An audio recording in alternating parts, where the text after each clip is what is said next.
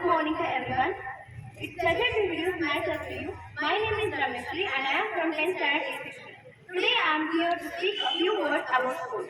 Sports are very essential for every human life, which keeps them fit and kind.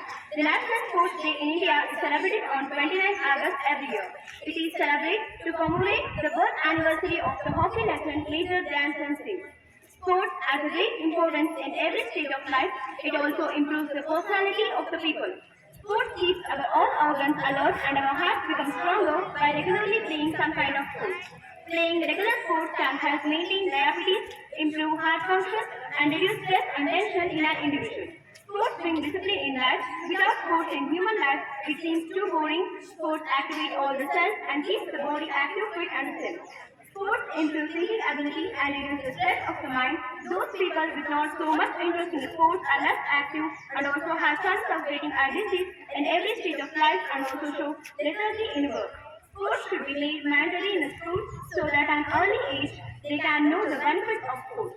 People also select their favorite sports players on their own interest. If you take cricket, many players come, but still, names like Kapil Dev, Sachin Tendulkar, MS Dhoni, Virat Kohli will be always favorite for their fans.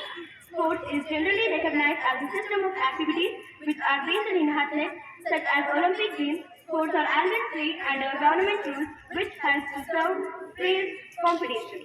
The study has improved that sports have better well-controlled many diseases like heart attack, lung function, obesity, and the thinking power. Thank you for giving me this wonderful opportunity. Thank you and have an energetic day. Thank you. ಯನ್ನು ಕೊಟ್ಟ ರಮ್ಯಶ್ರೀ ಅವರಿಗೆ ಧನ್ಯವಾದಗಳು. ನೀರಿನಿಂದ ಸ್ನಾನ ಮಾಡಿದ ವ್ಯಕ್ತಿ ಕೇವಲ ತನ್ನ ಉಡುಪನ್ನು ಬದಲಾಯಿಸಿದರೆ, ಬೆವರಿನಿಂದ ಸ್ನಾನ ಮಾಡಿದ ವ್ಯಕ್ತಿ ವಿಶ್ವದ ಇತಿಹಾಸವನ್ನೇ ಬದಲಾಯಿಸಬಲ್ಲ. ಇಂದಿನ ಕಾರ್ಯಕ್ರಮದ ಮುಖ್ಯ ಅತಿಥಿಗಳಾದ ಶೈಲಜಾ ಕೆಎಂ ಮೇಡಮ್ ರವರು ಪೊಲೀಸ್ ಉಪನಿರೀಕ್ಷಕರು, ಇವರು ಸಭೆಯನ್ನು ಉದ್ದೇಶಿಸಿ ಮಾತನಾಡಬೇಕೆಂದು ಕೋರಿಕೊಳ್ಳುತ್ತೇನೆ.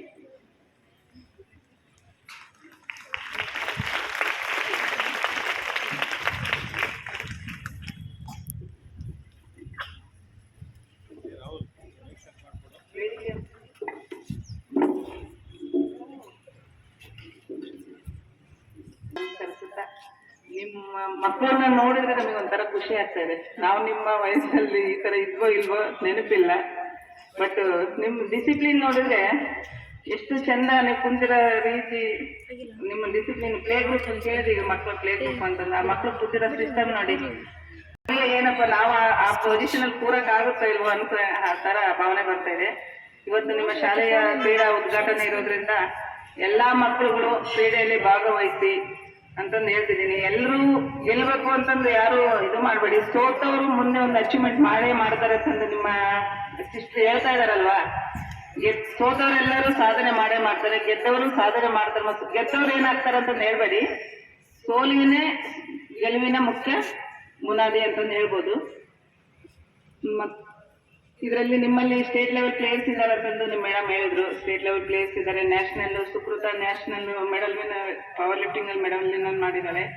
ಸುಕೃತನಿಗೂ ಮತ್ತು ಸ್ಟೇಟ್ ಲೆವೆಲ್ ವಿನ್ನರ್ಸ್ಗಳಿಗೆ ಎಲ್ಲರಿಗೂ ಧನ್ಯವಾದಗಳು ಹೇಳ್ತಾ ಇದ್ದೀವಿ. ನಿಮಗೆ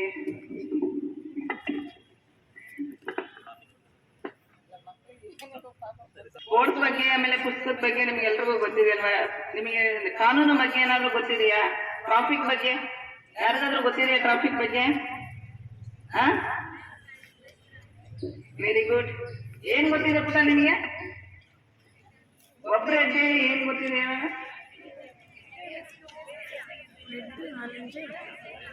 ಹೇಳೋದನ್ನ ಹೇಳು.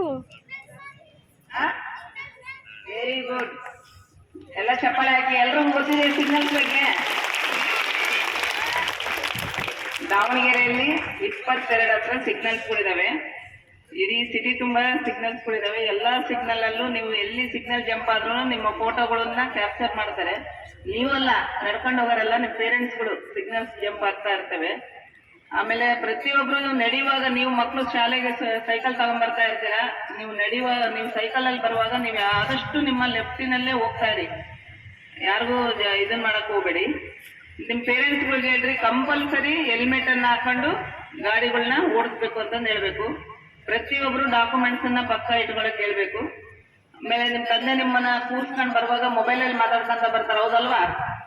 ಮಾತಾಡ್ತಾರಿಲ್ಲ? ಎಸ್, ಮೊಬೈಲಲ್ಲಿ ಮಾತಾಡ್ತಾ ಬರ್ತಾ ಇದ್ರೆ ಅದು ಅಫೆನ್ಸ್ ಆಗುತ್ತೆ, ಅದಕ್ಕೂ ಒಂದು ಫೈನ್ ಇದೆ. ಆ ನಂತರ ಆಕ್ಸಿಡೆಂಟ್ ಆದ್ರೆ ಅವ್ರ ಮೇಲೆ ಕೇಸ್ ರಿಜಿಸ್ಟರ್ ಆಗುತ್ತೆ. ನಾವೆಲ್ಲರೂ ಹೋಗಿ ಅಪ್ಪನಿಗೆ ಹೇಳ್ತಿರಲ್ಲ,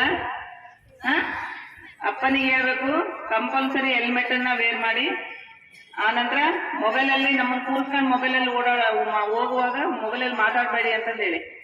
ಸ್ಕೂಲಿಗೆ ಹತ್ರ ಆಗುತ್ತೆ ಅಂತಂದು ಎಗನೆಸ್ಟ್ ಒನ್ ವೇ ಬರೋದು ಅವೆಲ್ಲ ಮಾಡಬಾರ್ದು. ಆಮೇಲೆ ಹೈಸ್ಕೂಲ್ ಮಕ್ಕಳು ಕಂಪಲ್ಸರಿ ಗಾಡಿ ಹೊಡಿತಾ ಇದ್ದೀರಾ ಅಲ್ವಾ? ಟ್ಯೂಷನ್ ಹೋಗೋಕೆ, ಸ್ಕೂಲಿಗೆ ಹೋಗೋಕೆ, ಬರ್ಲಿಕ್ಕೆ ಎಲ್ಲ ಗಾಡಿ ನೀವೇ ತಗೊಂಡ್ಬರ್ತಾ ಇದ್ದೀರಾ. ಗಾಡಿಗಳನ್ನ ಓಡಿಸಿದ್ರೆ ನಿಮ್ ತಂದೆ ತಾಯಿಗೆ 25,000 ರೂಪಾಯಿ ದಂಡ ಹಾಕ್ತಾರೆ. ಗೊತ್ತಿದೆಯಾ?